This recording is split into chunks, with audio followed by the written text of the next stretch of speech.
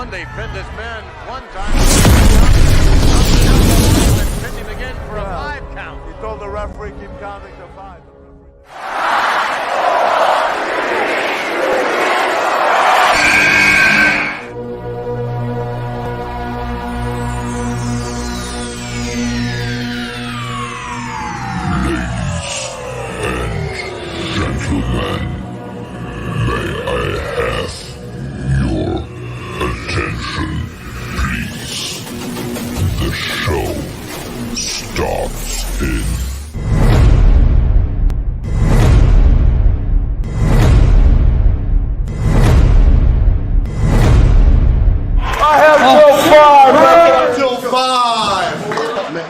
The fact of the matter is this: on the five-time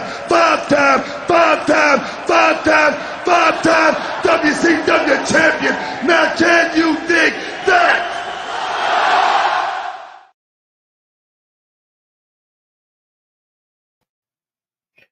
Oh, what is up, Straight Talk Society? This is your host, Trevor, and I'm back with another episode of 5 Count, my 5 takeaways from tonight's episode of Friday Night Smackdown, which I thought was another great episode. You could tell in this show tonight that they had to shuffle the deck a little bit. Shout out to Keela in the building, and we'll get to it. We'll get to it in the review. But I did notice that you could tell that there was a little shuffling of the deck, but card subject to change. Things happen. Nevertheless, let's get into my 5 takeaways from tonight's episode of Friday Night Smackdown. So, number 5. Okay. Yeah, number 5. So, we have a King of the Ring qualifier match, quarterfinal match. We had LA Knight taking on Tama Tonga. So, nothing great in the match, nothing bad in the match. Just was a good, serviceable match to progress the storyline. Now, you guys listen to us on Wrestling with Reality. You know, I think LA Knight is more character driven than anything. So I'm not looking for him to go out there and have a 5-star match. His character is what carries him.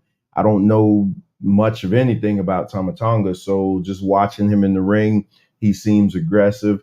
He makes these ridiculous noises in the backstage segments, which is fine. I mean, it is what it is. But this match wasn't offensive. Truth of the matter is, it just served to move the storyline along.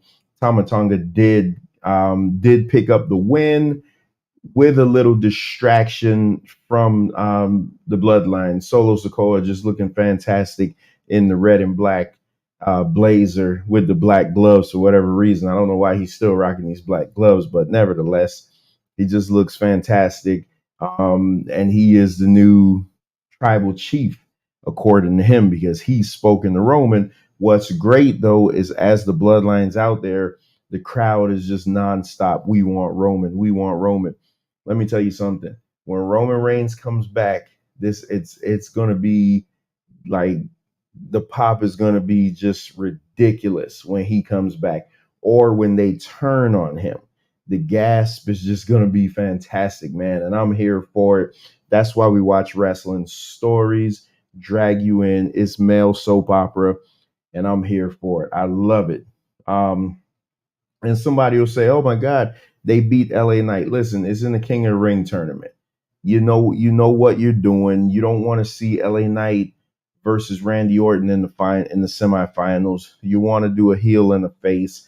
And just based on the way Randy's matches are going, you know where this is leading up to. So let's get into another thing. And I had to just put this in the number 5 spot also because we were talking about LA Knight. A bit of foreshadowing. So they're doing some course correct here. You'll see in my next takeaway coming up soon. They're doing a little bit of course correction here. I have said for the longest, the fact that LA Knight is not the U.S. champion, the fact that LA Knight is not fighting for the U.S. championship is outright ridiculous. There's one roadblock in the way. Logan Paul is taking on Cody Rhodes, and both belts are on the line. Like I said, tonight seemed like a night of resetting. Tonight seemed like a night where they realized, like, hey, we made some stupid decisions here. Let's go ahead and fix it. So we'll see where we go, where we end up later on in this review. But LA Knight, face to face with Logan Paul, you know that's coming up soon. I don't know if they're going to hold it off to SummerSlam. I don't know if they're going to do it at Clash of the Castle. I don't know when they're going to do it, but it is coming up soon. And I do feel that LA Knight will be the one to take that belt off of Logan Paul. Mark my words with that. So my number 4 takeaway from tonight's episode, I wanted to say something cheesy. So I'm gonna say it anyway. RK Mello. What a fantastic main event tonight, man. The young phenom still continues to put on stellar matches. Carmelo Hayes taking on the veteran Randy Orton, and Randy Orton just looks like, like he found the fountain of youth and he just did his thing and he is back in business. Ring tech, ring veteran. I love how he was selling the knee. Everybody's been attacking Randy's knee because, again, we're going to get to it later, but Randy Orton did pick up the win over Carmelo Hayes in the damnedest RKO. Carmelo Hayes went for a springboard move.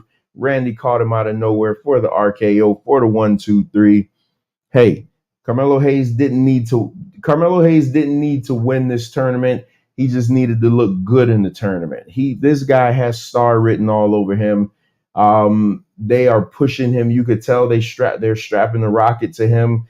They have him in the backstage rubbing elbows with everybody. I wouldn't be surprised if when LA Knight wins that US title, that Carmelo Hayes isn't his first opponent and those two could feud for a couple of months. Carmelo Hayes is the man. I'm glad that he's getting this spotlight, but Randy Orton is the bigger name. Randy Orton is the one that the people in Saudi want. So I have no problem with Randy Orton winning. After the match, the Bloodline came down to the entrance way and tried to imitate Randy Orton, but Randy Orton just told them that he was going to kick their ass, and they had an RKO in their future. So what a great way to go off of the air on SmackDown. So my number 3 takeaway from tonight's episode of Friday Night Smackdown. Oh, now we got some title clarification. So when the match was announced last week, Cody Rhodes versus Logan Paul, we were like, huh? They didn't say anything. We didn't know whose title was going to be on the line. We didn't know anything. It was just like everybody, the people were saying title for title. I think the wrestlers were saying title for title just because maybe they didn't know either. But tonight, WWE did clarify it. Logan Paul pulls out the contract, and he was like, he's not signing it because there's something on there he doesn't agree with. What he didn't agree with was that his title was on the line. He hit Cody with the line of the night.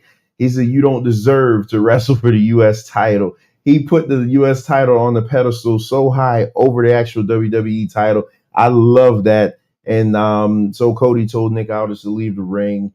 Cody ended up signing it anyway and saying, hey, so we're clarified now. The title match will be for the WWE Undisputed title, which I totally expect Cody Rhodes to retain. And then Logan Paul can then go on to his feud with LA Knight at whatever show they want to do it. And LA Knight could finally be the one to take that belt off of him. LA Knight should have been the one that took the belt off of him at WrestleMania. I don't know why they pivoted to LA Knight versus AJ Styles, but nevertheless, I'll digress with that.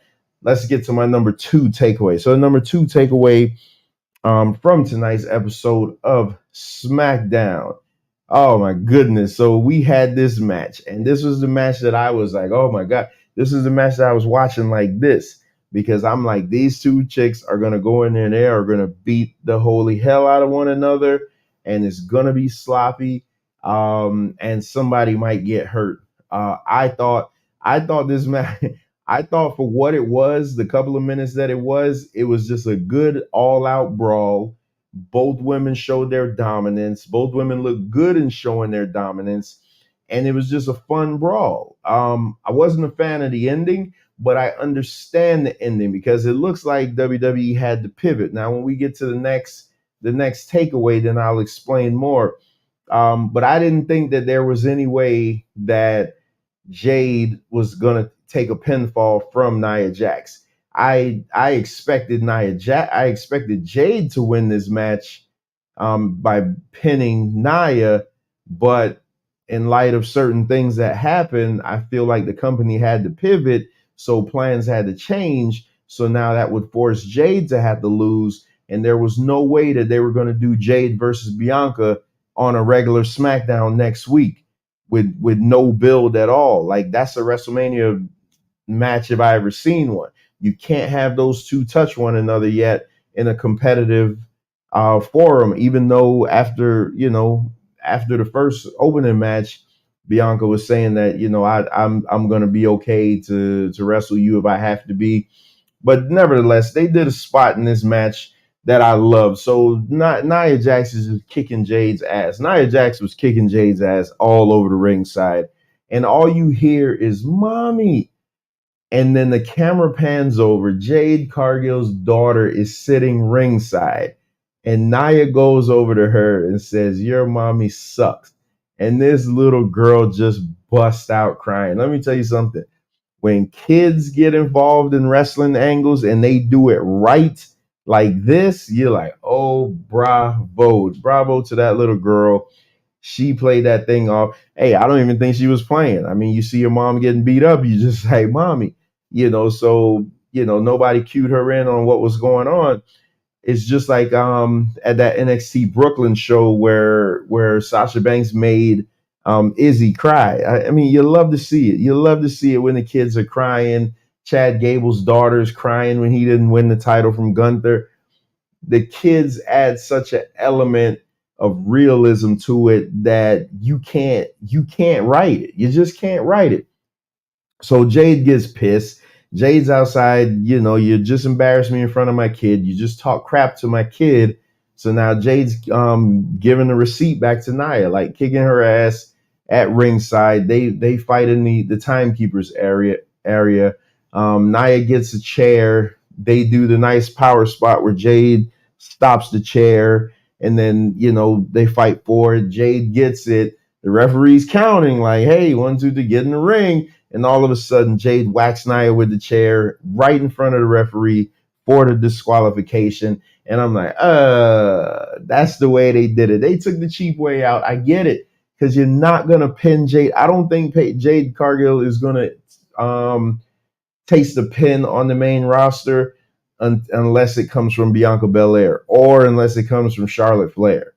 And that's just how I feel. Like, they are not going to pin her at all. And they had to get out of this match some type of way, because last week I picked Jade and Tiffany Stratton to be in the finals. But in light of things that happened, I feel like they had to pivot. I'm saying that. I don't know for sure. I haven't heard it anywhere. There was a report from PW Insider said there's no heat on Tiffany Stratton, blah, blah, blah, blah, blah, whatever. So let's get to my number one takeaway from tonight's show, since I'm talking about the aforementioned Tiffany Stratton. My number one takeaway from tonight's episode of SmackDown is the opening match. You have Bianca Belair taking on Tiffany Stratton in what I will say was a good match that would have been great minus the commercials, and all they had to do was work together just a little bit more. Bianca does that thing where she wrestles like Dominic Mysterio almost. And Venkat pointed that out to me, because you can actively see her counting steps. You could actively see her waiting for her opponents. Like, the fluidity is not there. Like, she's not fluid in the ring like I thought. And again, I had her in my top 5 of Black world champions of all time. So I think this woman is fantastic. And she's only been in the business for a couple of years. Like, I think this woman is fantastic. She has defeated all the horsewomen with the exception of Charlotte. I think Charlotte's the only one she hasn't beaten, but that's coming soon. But so in case you guys don't know, you've been living under a rock, there was a video that surfaced of Tiffany Stratton landing an elbow to Jade Cargill off of the ring apron, and over it was dubbed "You Black Bitch." So naturally, everybody's going crazy. So I said that I would give my view on it because I had Tiffany Stratton winning this tournament. I had Tiffany Stratton winning this tournament. I had her beating Bianca and this was going to be the out. And I'm glad that they went back to this. Bianca Belair was nursing a knee injury from last week in her match with Candice LeRae, and they played on it again this week. Again, and Bianca Belair, her selling is not her selling doesn't seem natural. It's too much. It just doesn't seem natural. She needs to do more emoting with her facial expressions and less being audible, if you know what I mean. So, but they played on the knee injury, and I thought that was going to be the way that she would get the pin, but Bianca did end up pinning Tiffany Stratton. Now, I say that was WWE's way of saying, like, hey, you were supposed to be the king of the ring, the queen of the ring, but we're taking it from you just because of what you did. So it can't go, it's not going to go unpunished. But based on PW Insiders say that there's no heat. So, I mean, hey, they got inside sources, things like that. Tiffany Stratton is fantastic. She's going to be the future of this division. She will be the new Charlotte when Charlotte decides to walk away. Tiffany Stratton is awesome, and I hate to see her lose her career over something stupid. So, I don't think it was her voice. It was obviously like a AI dub, and so people are saying like, "Oh man, how do you feel about it?" I don't feel any way about it. It was stupid. I mean, she's in her 20s. This social media age, people do stupid shit. If half the stuff that I say behind closed doors were to be recorded, you guys would hate me more than you already do. And that's just the fact. I mean, that's just the truth of the matter. So, I mean, you get it offensive. I mean, I could be the guy to be like, oh man, women call each other bitches all the time. But it's when you throw the black bitch in front of it, it's like, and then the fact that she reposted it, it just wasn't a good look. But hopefully the older she gets, she realizes that she's out in front of people now, so she can't be doing stupid shit like this. And that's what it was. It was stupid. I mean, it's the wrestling business. I've been watching this for almost 40 years. We've seen worse. I'm not absolving it, but we've seen worse. And I'm not going to be the guy that's going to go on here and be like, I find it funny that people who don't experience any type of racism are the first ones to call racism. I don't think this was racism here. I just think it was a stupid thing. That's all it was. It was a young woman being stupid, and that's it. People are always taking up these causes. Everybody's a racist. Everybody's a racist. Everybody's a racist, but they can't define racism. You know what I mean? So I just think it was something really stupid that she did, and she's probably going to have to eat some shit for a while for it. But I do believe that she will win the Money in the Bank. So she may not win. She may have not, advanced in the Queen of the Ring, but I absolutely believe that she's going to win the Money in the Bank. She's too good. I mean, once Bailey's done messing around with God, who's the girl? Chelsea Green. They're probably going to do a little one-off feud. I wouldn't be surprised if they slot Tiffany Stratton in that position. But like I said, this show tonight seemed like they had to do some rewrites, and I think it was because of this. Because I truly believe, and again, I'm not a dirt sheet guy. I don't make stuff up. I just go what my eyeballs show me. This was designed for Tiffany Stratton to win, because Tiffany Stratton would have won the SmackDown side, and she would have faced Lyra Valkyria, because I absolutely believe Lyra Valkyria is going to beat Io Sky, and then Tiffany Stratton would have beaten Lyra Valkyria kind of in like a battle of the gallant babyface, just falling short. So that's where we are with that, and that was my number one takeaway from SmackDown. What I did like, and I saw them doing it on Raw, that Kathy Kelly or Jackie Redmond. It's funny because I saw Jackie Redmond at the Panthers game tonight. Shout out to the Florida Panthers advancing to the Stanley Cup final, the Eastern Conference Finals again for the second year. But Jackie Redmond was doing the backstage on that. So shout out to her. So Kathy Kelly's in the ring interviewing Bianca. And I noticed they've been doing that a lot lately, just doing that post-match interview. Just make the wrestler feel more personal. It's the little things. I'm telling you, it's the little things that just makes wrestling so much better, so much more enjoyable. So the bracket stand is this. I don't have them in front of me, but let me get this down. I don't have them in front of me, but next week you have Randy Orton taking on Tama Tonga. I absolutely believe that Randy Orton's going to win that with the help of Kevin Owens. He's going to win in advance. Next week on Raw, you have Gunther versus Jey Uso.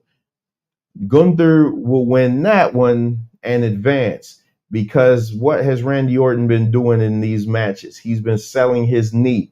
What has Gunther's new finishing move been? The half crab. There's your finish in Saudi Arabia. Gunther is going to tap Randy Orton out to become the king of the ring. Randy Orton doesn't need to be the king of the ring. Randy Orton does not need to be the king of the ring, man.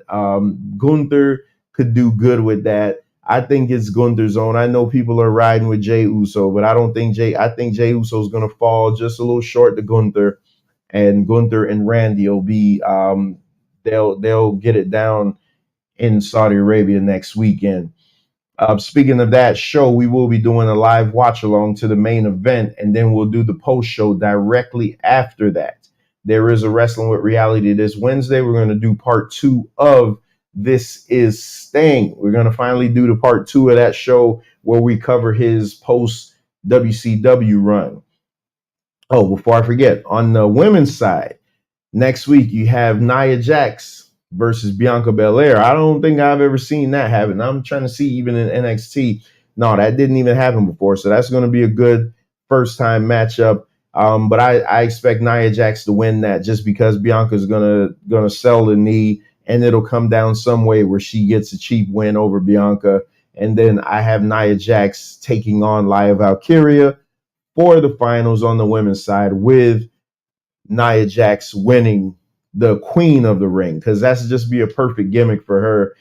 Nia Jax has been awesome since she's been back. I know people didn't like her, but whatever. She lays her shit in, and she's just been awesome, and I'm loving every bit of it. So we have Wrestling with Reality this Wednesday.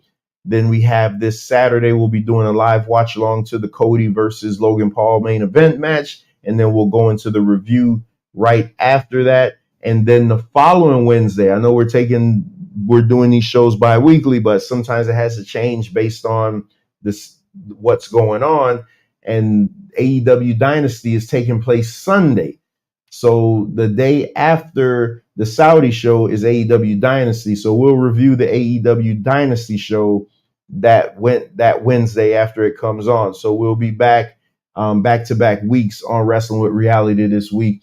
And you guys love these lists, so I am working on 2 lists that'll be coming out soon. Probably get one next week. One will be Hulk Hogan's top 5 moments of all time. All time. I'm going to tell you what Hulk Hogan's top 5 career moments of all time are. And the list that was a little harder, but I just finished it today. I just got to get it together and record it. It's going to be a top 10 people never to hold the WWE title. So that's going to be a fantastic one. When you guys see my list, I'm going to give you the top 10 wrestlers. I've been watching wrestling since 1985. I'm 44 years old, so you do the math. So I am going to give you the top 10 wrestlers that have never held the WWF, WWE title. I'll throw the world title in there also. Any world or WWE title in the WWE, I'm going to give you the top 10 wrestlers that have never held that belt. So be on the lookout for that. Be on the lookout. Subscribe to the channel. Check out all the other things that we have on the channel. Just had a debate the other day. It was a fire debate. But hey, with all that being said, guess what? It's time for me to get out of here. And those were my 5 takeaways from tonight's episode of Friday Night Smackdown. Peace. Bundy pinned his man one time. Pinned him again for a 5 count. He told the referee keep counting to 5.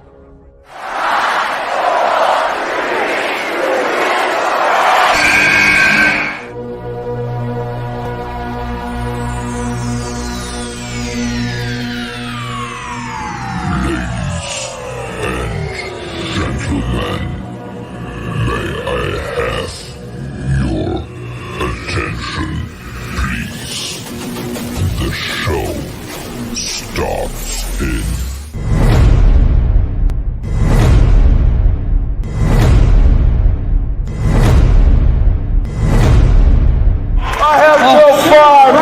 till 5. The fact of the matter is this: on the 5-time